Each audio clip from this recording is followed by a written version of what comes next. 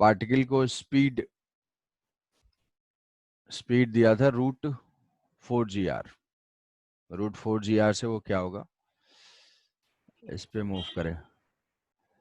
तो स्ट्रिंग के केस में तो ये स्लैक हो रहा था, स्ट्रिंग था, स्ट्रिंग के लिए भी हमने इसको सॉल्व किया था। कॉस इनवर्स 1/3 कुछ वैल्यू आई थी, 2/3 कॉस इनवर्स 2/3। यहाँ से हाँ सर। √4 GL हमने दिया था, तो ये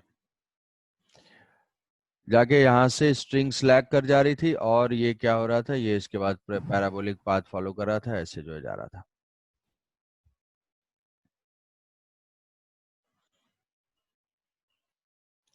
तो अगर रॉड से ये कनेक्टेड है, रॉड से कनेक्टेड है, तो उस केस में अगर √4 GL देंगे, ये तो सर्किल कंप्लीट कर ले रहा है। सर तो इस कॉस इनवर्स 2/3 पे क्या हो रहा है, कॉस इनवर्स 2/3 पे नीचे आ जाएगा। ये रॉड है, अगर रिजिड रॉड है, ये रिजिड रॉड है, M है, मान लो कि हमने इसको स्पीड उतनी दी 4 GL दी, तो इस पॉइंट पे जो इसके लिए था, उस सिचुएशन पे रॉड में क्या चेंजेस हो रहे हैं, रॉड में क्या चेंजेस हो रहे हैं। एक सर पैराबोलिक मोशन पैराबोलिक करेगा। में ऑसिलेटरी पाथ फॉर्म करेगा। हाँ यस सर, लेकिन पैराबोलिक नहीं है। यहाँ तो हमने ये स्पीड निकाला ना कि √4 GL देंगे तो ये तो कंप्लीट वर्टिकल सर्किल ही कंप्लीट कर लेगा। हाँ सर। अगर स्लैक ही नहीं करेगा तो पैराबोलिक कैसे होगा? सर रॉड का भी तो कुछ मास होगा ना। मासलेस है, मासलेस रॉड।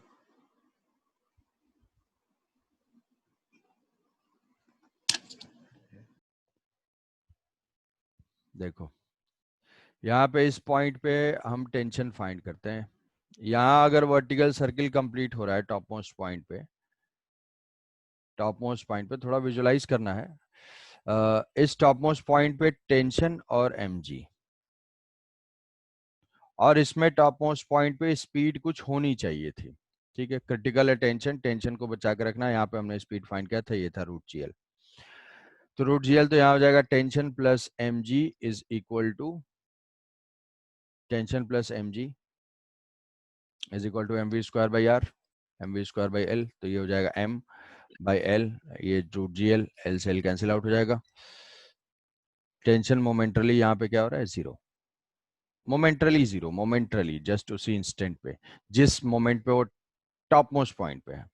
अच्छा इस केस में क्या है, इस केस में जस्ट टॉप मोस्ट पॉइंट पे क्या है, इसमें जस्ट टॉप मोस्ट पॉइंट पे देखेंगे तो रॉड किस डायरेक्शन में फोर्स अप्लाई कर रहा है। मान लेते हैं कि यहाँ से टेंशन T है और यहाँ पे mg है, जस्ट टॉप तक पहुंचते पहुंचते उसकी वेलोसिटी 0 हो गई। कुछ भी एनालाइज करना है, इक्वेशन लिखो, T plus mg is equal to 0, velocity 0 हो गई। T is equal to -mg, -mg का मतलब क्या हुआ कि यहाँ पे हमने दिखाया कि ये रॉड जो इस पार्टिकल को पुल कर रहा है, बट टेंशन की वैल्यू -mg आ रही है। -mg का मतलब है कि ये उसको पुश कर रहा होगा। क्या ऐसा फोर्स ये रॉड अप्लाई कर सकता है? बिल्कुल अप्लाई कर सकता है, रिजिड रॉड है, वो जो है स्लैक नहीं होगा।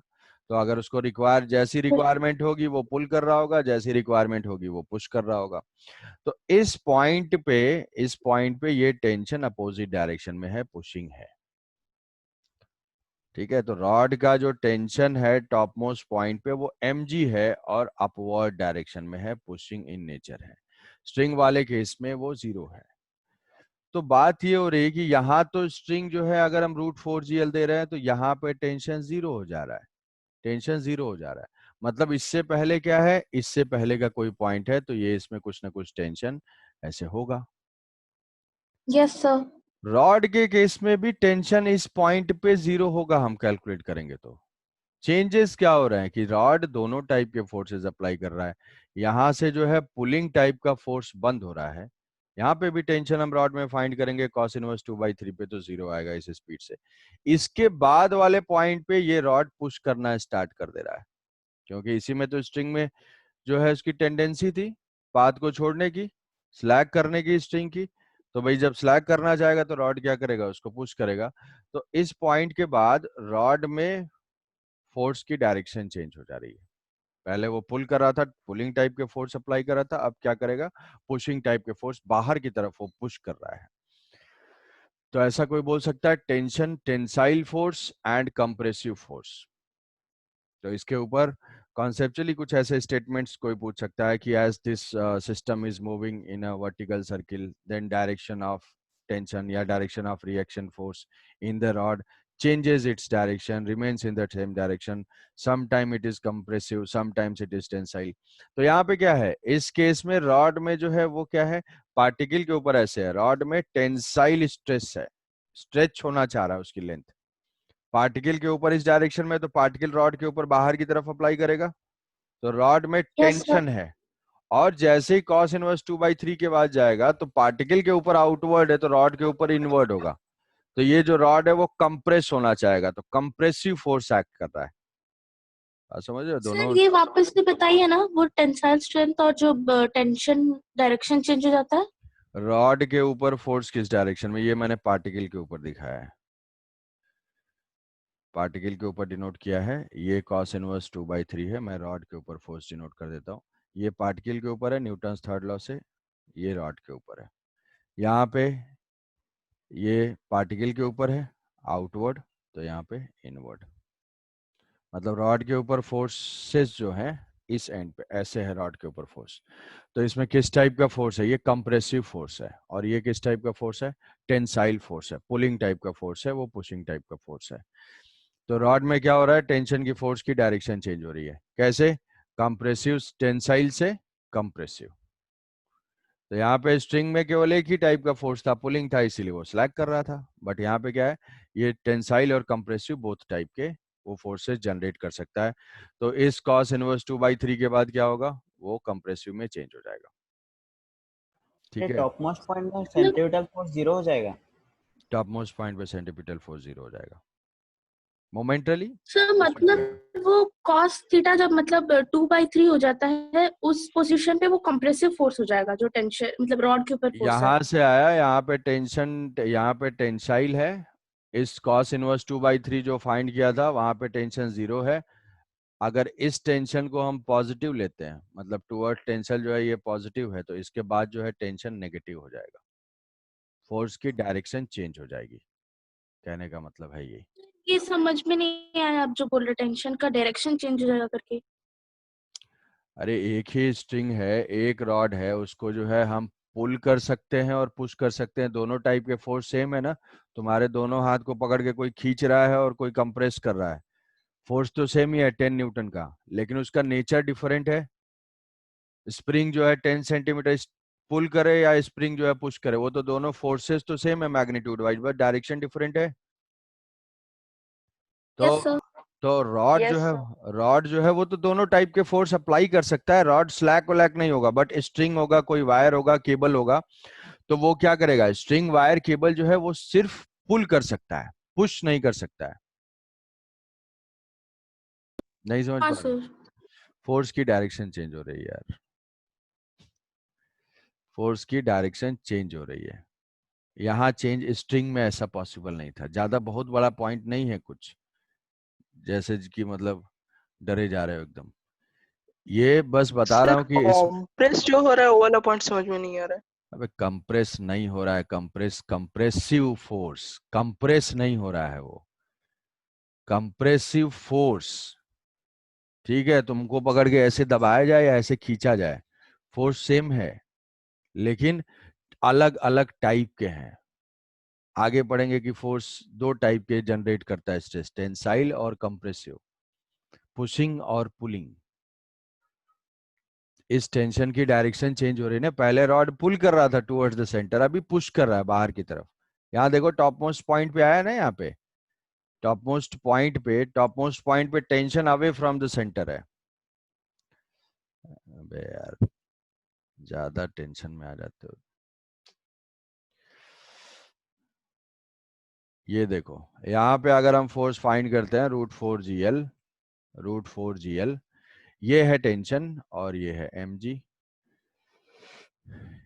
ये टेंशन का फोर्स है टी, तो ये equation T minus m g is equal to m we square by L. तो यहाँ से T is equal to m g plus m we square m by L, और वेलोसिटी क्या हो जाएगी 4gl, L L cancel.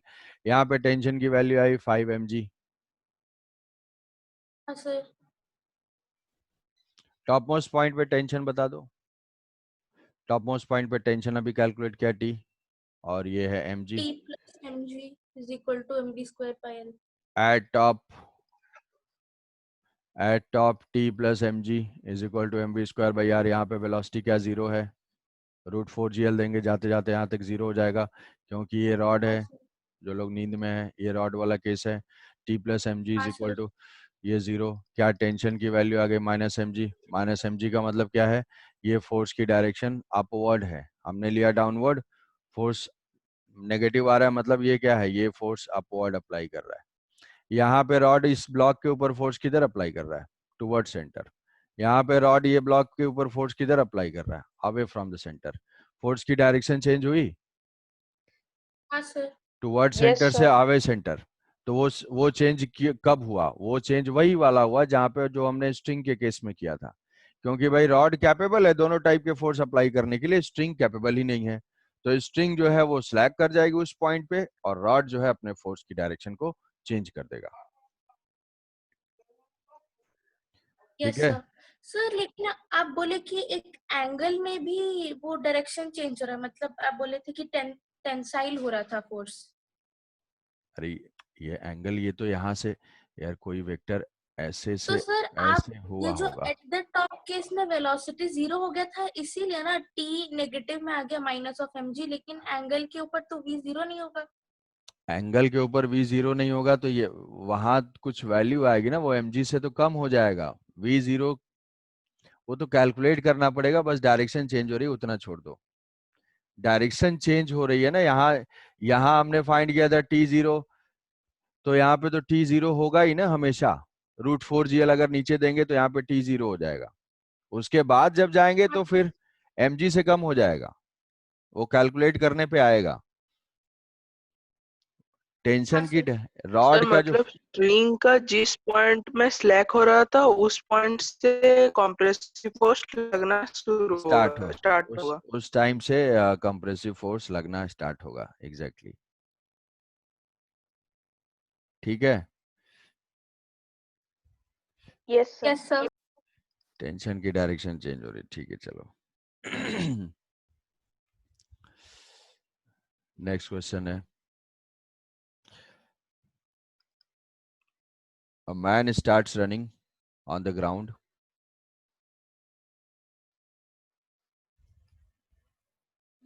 A man starts running on the ground from rest and acquires a speed v. Man starts running on the ground, आराम से सोच के, man starts running on the ground from rest and acquires a speed v.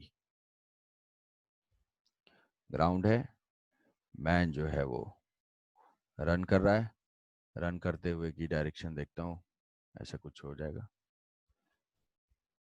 अरे यार ये दौड़ता हुआ नहीं लग रहा है, हाँ ऐसे।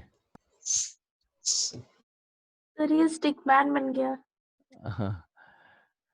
ऐसे ही कुछ है, ये रन कर रहा है ग्राउंड पे और जीरो से स्टार्ट कर रहा है और कुछ स्पीड भी अक्वायर कर रहा है किस टाइम के बाद। ठीक है, जो भी है यार बना लोगे। तो जीरो से v is equal to zero से ये कोई स्पीड v को अक्वायर किया, दौड़ा। तो हमें बताना है इस पे कि find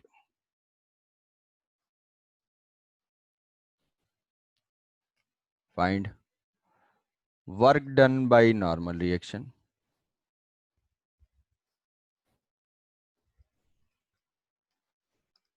work done by frictional force,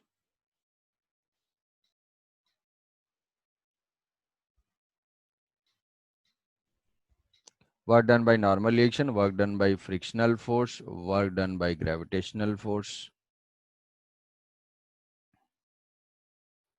work done by normal reaction plus work done by friction plus work done by gravity, ये तीनों, और उसके बाद apply work energy theorem. Sir by normal force और ग्रेविटी तो जीरो ही होगा। हाँ यस सर। और सर फ्रिक्शनल फोर्स ही है वो जिसके कारण वो आगे सर move कर फ्रिक्शनल तो पा रहा है। स्टैटिक होगा ना, फ्रिक्शनल स्टैटिक होगा। जो भी है बताओ, थोड़ा कष्ट करो।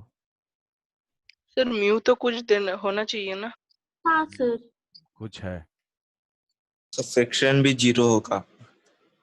फ्रिक्शन जीरो होगा, फ्रिक्शन जीरो बस होगा, नो नहीं फ्रिक्शन का फ्रिक्शन वर्क डन जीरो नहीं जीरो। होगा, वो कैसे मूव कर रहा है अगर फ्रिक्शन जीरो हो गया तो। स्टैटिक फ्रिक्शन से काइनेटिक फ्रिक्शन बोलते हैं इसे। सही जवाब देने वाले को 101 रुपए पेटीएम कैशबैक। बताओ भाई, वर्क डन बताओ। सर फ्रिक्शन तो होगा लेकिन उसका वैल्यू वैल्यू कुछ भी ले हाफ लो, m we square. Half m b square.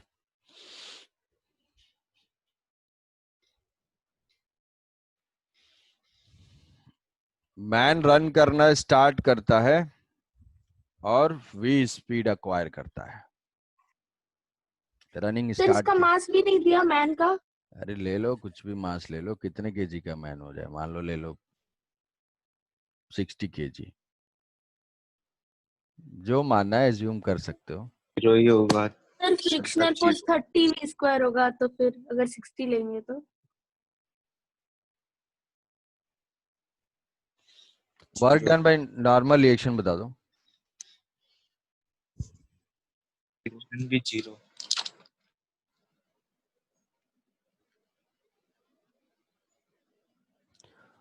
Work done by frictional zero. Friction भी zero. No sir friction 30 v square. Friction zero. Friction half M we square. Yes sir, half sir half M v square मतलब वही m अगर आप 60 बोले तो लेकिन फिर वो 30 v स्क्वायर हो जाएगा। फ्रिक्शन तो स्टैटिक है, स्टैटिक का तो वर्क डन जीरो होता है। यस सर सर मैं अगर बोला वो था। फ्रिक्शन जीरो हो जाएगा तो फिर वो मूव कैसे करेगा, और कोई तो फोर्सेस है ही नहीं। और कोई तो फोर्स, फिर वर्क एनर्जी थ्योरम वैलिड नहीं है।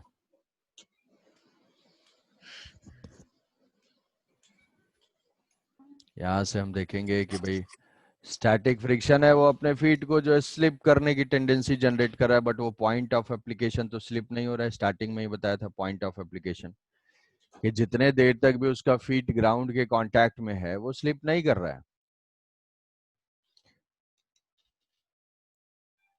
कोई भी कोशिश करे कि अगर सारे वर्क जीरो है तो इसको एनर्जी कहां से आ रही है, क्योंकि work done by all forces equal to change in kinetic energy, इसको एनर्जी कहां से मिल गई, कौन दे रहा है?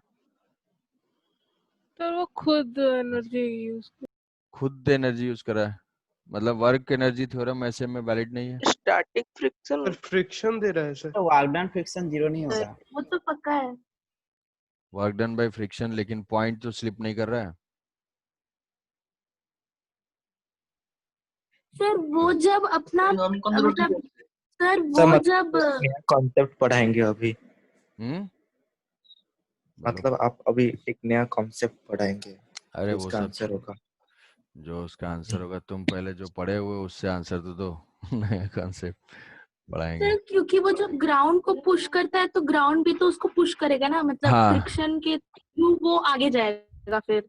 हाँ, फ्रिक्शन के थ्रू आगे जाएगा तो वहां से जो फोर्स अप्लाई कर रहा है वो फोर्स अप्लाई कर रहा है तो पॉइंट उसका स्लिप नहीं हो रहा है, स्टैटिक फ्रिक्शन एक्ट कर रहा है। स्टैटिक फ्रिक्शन का वर्क डन इसके ऊपर क्या होगा, जीरो। भाई नॉर्मल का वर्क डन जीरो, नॉर्मल का work done zero, gravity vertical height में कोई चेंज हुआ नहीं, work done by normal zero, work done by gravity zero.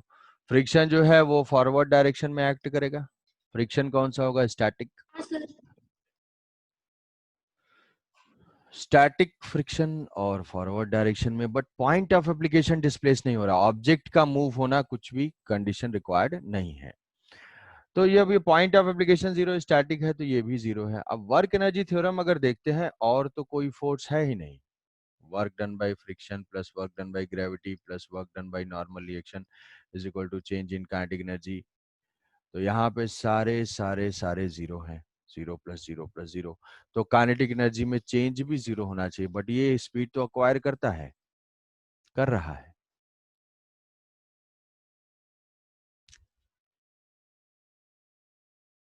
तो ये क्या, यहाँ से वर्क एनर्जी थ्योरम वैलिड नहीं है। तो ये जो है किसी भी लिविंग ऑर्गेनिज्म के लिए, किसी भी लिविंग ऑर्गेनिज्म के लिए हम वर्क एनर्जी थ्योरम ऐसे अप्लाई नहीं कर सकते।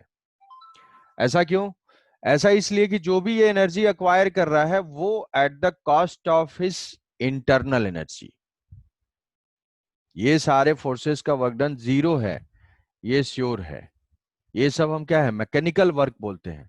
हमारे सेंस का जो वर्क है वो नहीं है कि हाँ भाई दिन भर कुर्सी पे बैठ के पढ़ रहे हो तो मैं बहुत वर्क कर रहा हूँ, वो मैकेनिकल वर्क नहीं है, लेबर टाइप। यहाँ पे मैकेनिकल वर्क जो है, सिर्फ और सिर्फ हम मैकेनिकल वर्क कैलकुलेट करते हैं, और एनर्जी भी जो है वो सिर्फ और सिर्फ मैकेनिकल एनर्जी, ये स्टार्टिंग में ही बताया था।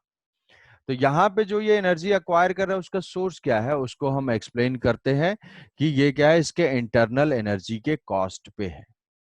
इंटरनल एनर्जी क्या कर रहा है, वो प्रोपेल कर रहा है, एक तरीके से पुश कर रहा है। ये अपने से इंटरनल फोर्स जनरेट कर रहा है जो कि फ्रिक्शन उसके ऊपर एक्ट कर रहा है और वो मूव करना स्टार्ट कर रहा है। जैसे मान लो कार है, कार स्लिप नहीं करती है, कार का इंजन स्टार्ट होता है, कार जो है 0 से लेके 100 तक पहुंचती है। वहां पे हम देखते हैं तो नॉर्मल है, ग्रेविटी है, और प्लस वहां पे फ्रिक्शन है। फ्रिक्शन अगर टायर स्लिप नहीं कर रहा है तो स्टैटिक है। ऐसा तो है नहीं कि हमेशा कार बिना स्लिप के चलेगी ही नहीं। वो ज्यादा कोई हीरो टाइप चलाता होगा तो उसका स्किडिंग होगी शुरू में, बट कुछ टाइम के बाद तो उसकी स्पीड बढ़ती जाएगी।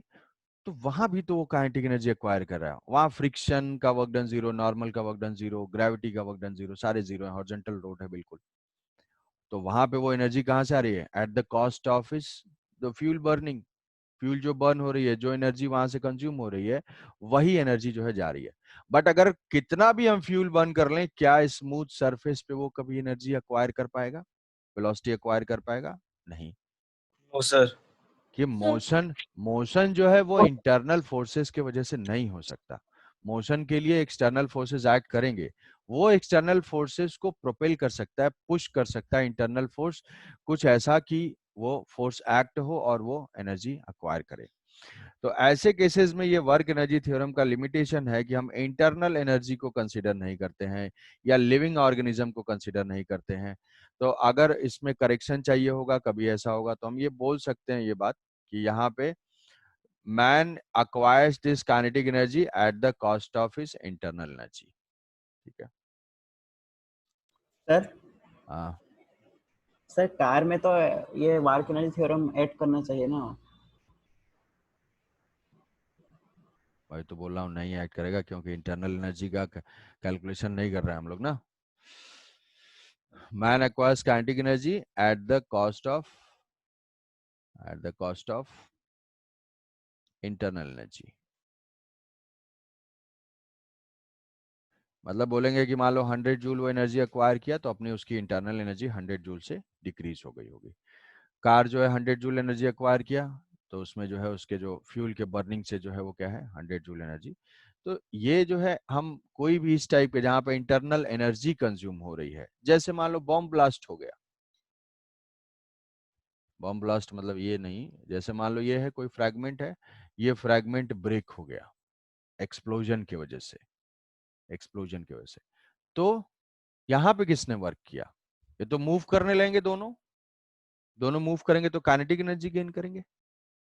काइनेटिक एनर्जी गेन करेंगे तो यहाँ पे वर्क किसने किया, यहाँ पे इंटरनल एनर्जी के कॉस्ट पे। कोई न्यूक्लियर बॉम्ब है, कोई भी बॉम्ब है, तो जो इंटरनल एनर्जी, जो केमिकल रिएक्शन हो रहा है वहां से जो इंटरनल एनर्जी रिलीज हो रही है वो इनके काइनेटिक एनर्जी के लिए रिस्पॉन्सिबल है।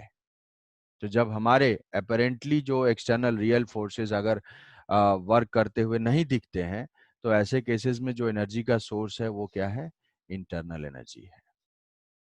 ठीक है, तो एक्सप्लोजन हुआ, कार का मोशन हुआ, ये लिविंग कहीं पे भी जहाँ Yes, पे भी इंटरनल एनर्जी के कॉस्ट पे एनर्जी मतलब सारे फोर्सेस हमें दिखेंगे कि जीरो है ऐसा। तो जो एनर्जी सोर्स है वो कहाँ है, इंटरनल एनर्जी। अब वो सारा हम कंसिडरेशन यहाँ पे नहीं करते हैं, मैकेनिकल है, इंटरनल एनर्जी नहीं देखते हैं, सिर्फ mechanical energy, kinetic energy, potential energy. तो उस केस में अगर हमें रीजनिंग देना है, आंसर देना है, तो हम बोलेंगे कि इंटरनल एनर्जी के कॉस्ट पे ऐसा हुआ है। ठीक है, तो ये बॉम्ब ब्लास्ट। सर तो फिर रोड के ऊपर मूव करने वाला कोई भी चीज के ऊपर वर्क एनर्जी थ्योरम तो एप्लीकेबल ही नहीं है। कहाँ पे? रोड के ऊपर कोई भी चीज मूव कर रहा है तो उसके ऊपर तो वर्क एनर्जी थ्योरम एप्लीकेबल ही नहीं है। हाँ ठीक है, बोल सकते हैं ऐसे। एक सर तो एप्लीकेबल थ्योरी नहीं भी मतलब क्यों? थ्योरी नहीं है, ऐसा इसलिए है कि मतलब अगर हमें भाई अपेरेंटली वर्क डन कहीं से जीरो मिल रहा है, कोई भी जो इंटरनल एनर्जी जहाँ पे है वहां पे हमें वो कंसीडर करना पड़ेगा। मतलब work done by internal force भी हमें यहाँ पे लिखना पड़ेगा, तब जाके वो चीज बैलेंस हो जाएगी कि इंटरनल फोर्स उस ऑर्गेनिज्म का जो भी फोर्स है वो वर्क कर रहा है, वो कितनी जो जितनी उसके इंटरनल एनर्जी में डिक्रीज है, तो उसके इंटरनल एनर्जी में जितना डिक्रीज है वही इसके लिए रिस्पॉन्सिबल है। तो लिविंग ऑर्गेनिज्म है, कोई भी सेल्फ मूविंग ऑब्जेक्ट टाइप का है, एक्सप्लोजन ऑफ बॉम्ब है, मूविंग ऑफ कार है, वॉकिंग रनिंग ऑफ पर्सन है, तो उसके एनर्जी का कंसिडरेशन कहाँ से है, उसके इंटरनल एनर्जी से। तो सो ये इंटरनल एनर्जी कैलकुलेट कैसे करेंगे? इंटरनल एनर्जी कैलकुलेट करेंगे जो एनर्जी अक्वायर कर रहा है, जो एनर्जी अक्वायर कर रहा है that energy comes from internal sources और इंटरनल एनर्जी। बाकी सारे हमारे अपरेंटली वर्क डन जीरो है, तो इंटरनल एनर्जी कितना है, जो एनर्जी अक्वायर कर रहा है वो कहाँ से कर रहा है, वो इंटरनल एनर्जी से कर रहा है। वैसे सर कर अगर इंटरनल के साथ बाकी भी हो तो? इंटरनल के साथ बाकी हो तो ठीक है, जैसे चेंज इन काइनेटिक एनर्जी मान लो यहाँ पे 100 जूल हुआ, उसी से वैसे ही करेंगे। 10 मान लो 100 जूल हुआ, अब मान लो तुम्हें आ गया कि भाई यहाँ से 10 जूल का वर्क भी हमें मिल गया, मान लो मिल गया, तो ये क्या हो जाएगा, बाकी 90 जूल आया इंटरनल एनर्जी से, क्योंकि इंटरनल एनर्जी यस का हमारे सर। पास कुछ एक्सप्रेशन नहीं है, कुछ फार्मूला नहीं है, तो जो एनर्जी अक्वायर कर रहा है उसके बेसिस पे ही हम बता सकते हैं। ठीक है, तो ये ओके एक सर, यस सर। सर ये तो एक लॉजिकल या रीजनिंग टाइप का क्वेश्चन हो गया। हाँ और क्या, इसीलिए तो बता रहा हूँ, ऐसे थोड़ी है टाइम पास चल रहा है, ये सब जरूरी जरूरी पॉइंट्स हैं। चलो ठीक है, नेक्स्ट।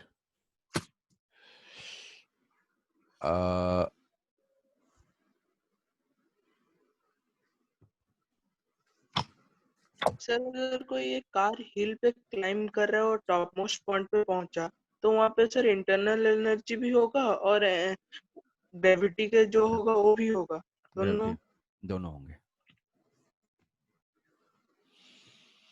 तो हम लोग सर नॉर्मल मतलब इंटरनल कैलकुलेशन में एनर्जी जो वर्क उसको डन बाय इंटरनल तो कंसीडर नहीं करेंगे? नॉर्मल नहीं नहीं, लिविंग ऑर्गेनिज्म या इस टाइप के हैं, ये चीज तुम्हें समझ में आना चाहिए कि कहीं लिविंग ऑर्गेनिज्म है या जो जैसे कार का एग्जांपल दिया, नॉर्मली ऐसे इंटरनल एनर्जी नॉर्मली कंसीडर नहीं करेंगे, बट कहीं पे अगर इनकंसिस्टेंसी आ रही है तो वहां पे हमें फिर इंटरनल एनर्जी को काउंट में लेना पड़ेगा। ठीक है, अब ऐसा नहीं यस कि सर। तुम क्वेश्चन गलत कर रहे हो और कहोगे कि अच्छा इंटरनल एनर्जी है, वो सबके लिए नहीं है कि क्वेश्चन गलत करके अलग साइंटिस्ट बने पड़े। यहाँ पे गलत हो रहा है, मतलब इंटरनल एनर्जी है, तुम गलत कर रहे हो, उसको सही करो। तो मान लो एक ब्लॉक है, इसको इसके ऊपर मैन फोर्स अप्लाई कर रहा है और डिस्प्लेस कर रहा है,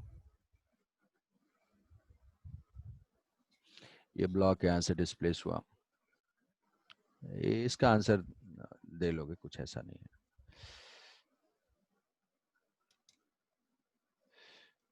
ब्लॉक का डिस्प्लेसमेंट हुआ एल, ऐसे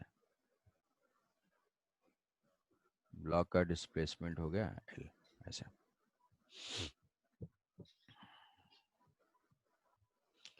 तो इसमें अगर पूछा जाएगा कि रफ सरफेस है, स्लो स्लो जो है ये स्लो स्लो पुश करके इधर पहुंचा दिया, स्लो स्लो पुश करके, बिल्कुल रफ सरफेस है, कोएफिशिएंट ऑफ फ्रिक्शन म्यू है ऐसा, मैन पुश करके फाइंड द वर्क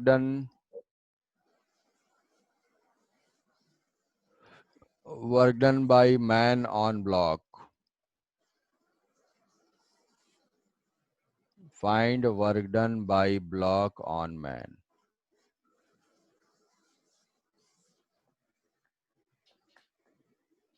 सर वो फोर्स दे रहा है ना F.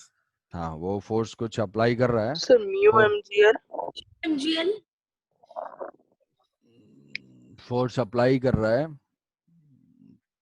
फोर्स अप्लाई करके स्लोली जो है धीरे धीरे खिसका के शिफ्ट करते करते वो एल डिस्टेंस यहाँ से यहाँ तक पहुंचा दे रहा है वो. सर मैन ऑन ब्लॉक होगा FL. हाँ.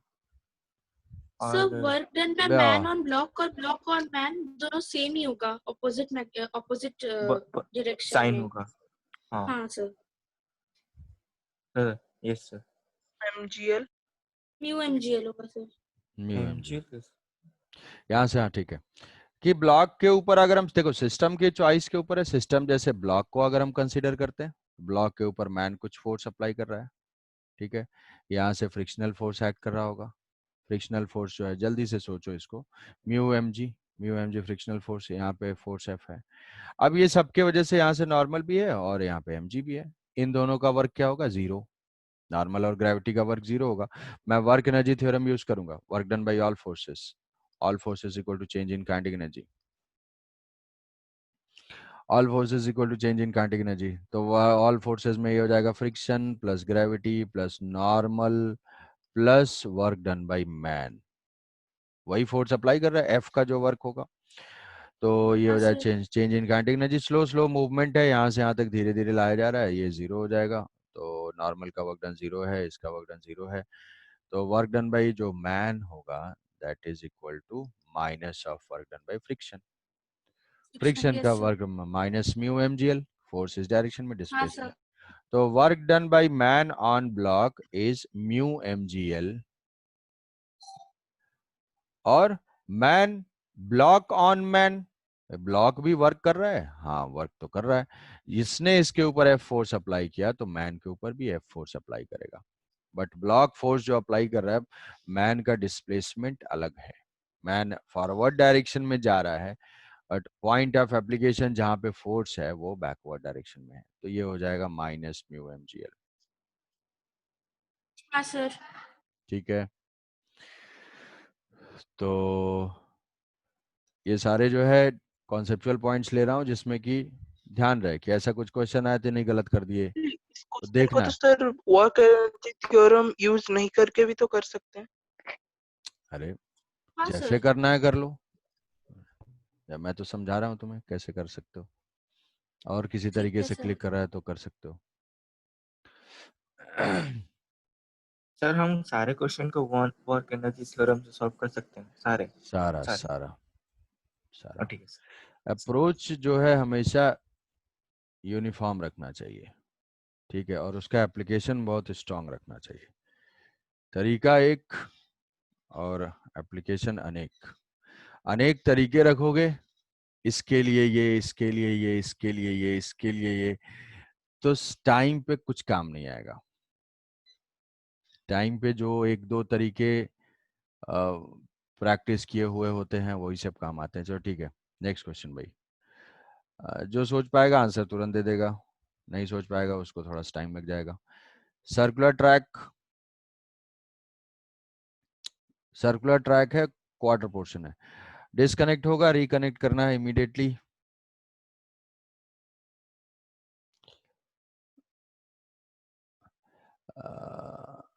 जो दोबारा रिकनेक्ट नहीं करते हैं उनसे मैं यही बोलूंगा, देखो यार तुम्हें क्लास अटेंड करवाने के बहुत सारे तरीके हैं मेरे पास. ठीक है, क्लास अटेंड करवा सकता हूँ बट मैं चाहता हूँ तुम खुद से करो तो बहुत अच्छा रहेगा.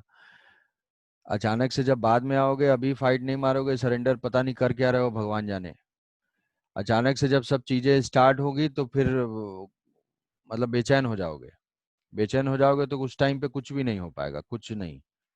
तुम सोचोगे सर अभी रिवाइज करा दीजिए, बता दीजिए, ये कर दीजिए, वो कर दीजिए, कहीं कुछ नहीं हो पाएगा.